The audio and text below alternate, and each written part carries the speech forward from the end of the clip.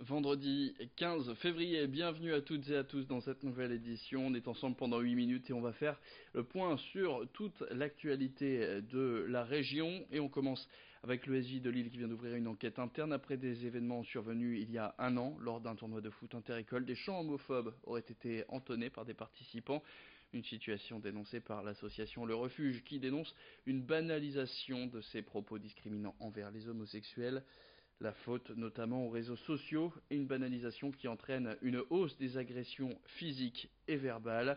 En France, aujourd'hui, une agression homophobe se produirait toutes les 33 heures, d'où le numéro d'urgence laissé par le refuge, le 06 31 59 69 50.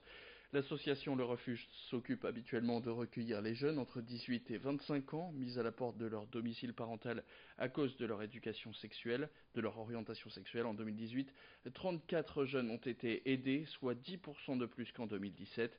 Une situation qui s'aggrave pour Jean Wallon, le délégué régional du refuge, qui avait été interviewé par Idil Gunaï.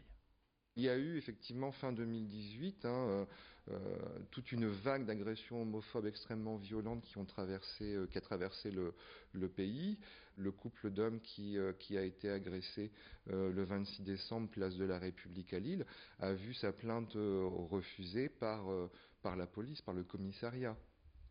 En leur disant que, à la limite, c'était de leur faute s'ils s'étaient fait agresser et qu'ils n'avaient qu'à pas se tenir par le bras. Donc effectivement, c'est difficile de porter plainte et les condamnations restent rares. On parle maintenant politique et on continue de parler de ces élections européennes qui approchent à grands pas. Après vous avoir présenté le candidat de la France Insoumise cette semaine, on va maintenant parler du Parti communiste qui a enfin établi sa liste à une centaine de jours de l'échéance. Dans leur programme, on retrouve une plus grande souveraineté pour les pays au sein de l'Union européenne, une lutte contre les délocalisations et une plus grande justice face aux travailleurs détachés.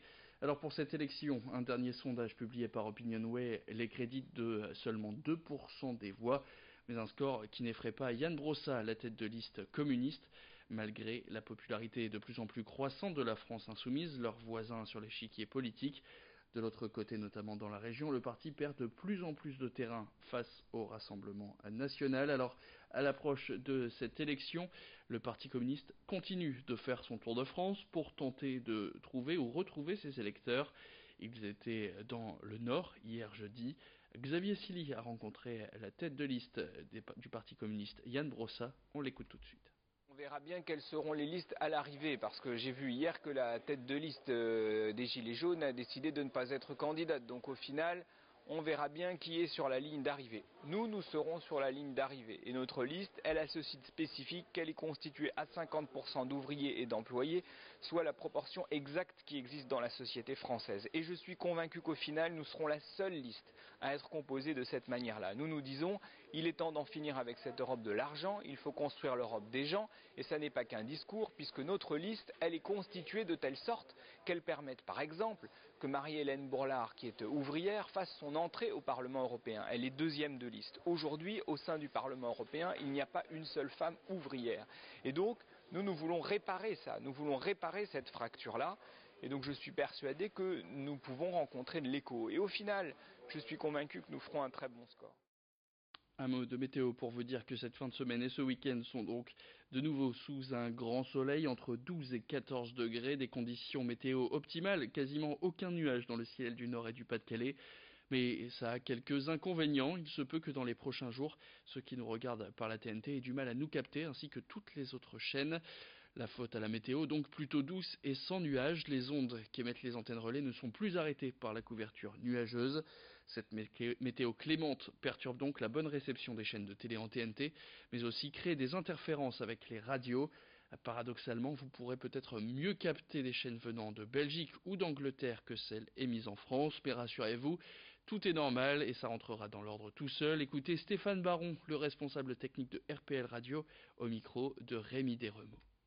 C'est lié au climat parce que effectivement en ce moment on a un radoucissement des températures, on a une couche nuageuse moins importante et tout le monde sait que le climat change et effectivement cette propagation est très perturbante pour les ondes, notamment les ondes numériques, que ce soit les multiplexes TNT pour la télévision ou les multiplexes DAB pour la radio numérique. Le principal, c'est de ne pas toucher à vos antennes, de ne pas toucher à votre télévision. La télévision numérique, contrairement à l'analogique, ce sont des multiplex, plusieurs chaînes sur un seul canal. Il vous manque que quelques chaînes, si vous n'avez pas de problème d'antenne ni de poste de télévision, c'est bien lié à la propagation des ondes qui est mauvaise. Il suffit juste d'attendre un petit peu, ça va revenir. Et en général, en fin d'après-midi, c'est toujours meilleur que dans la journée.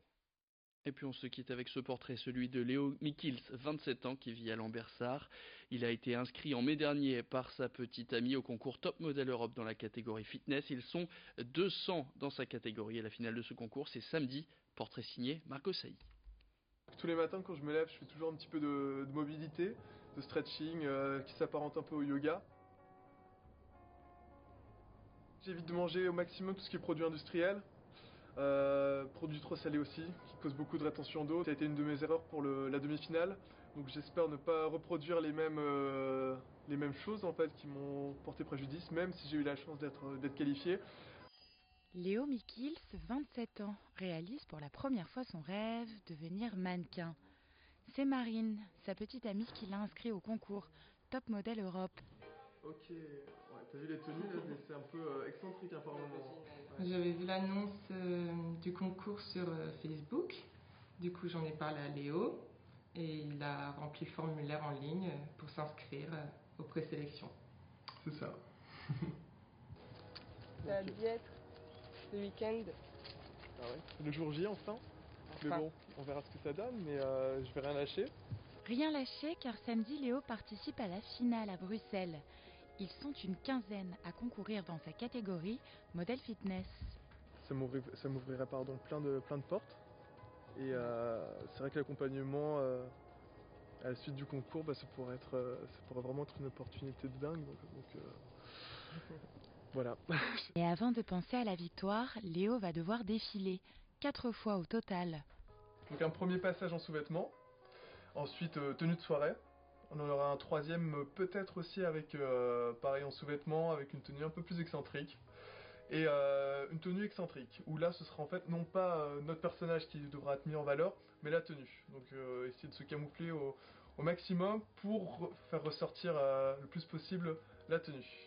Si Léo gagne, il parcourra le monde pendant 1 an pour promouvoir le concours. Verdict samedi soir. C'est la fin de cette édition, merci à tous de l'avoir suivi. Tout de suite la météo et l'actualité revient. Rendez-vous dans le prochain quart d'heure.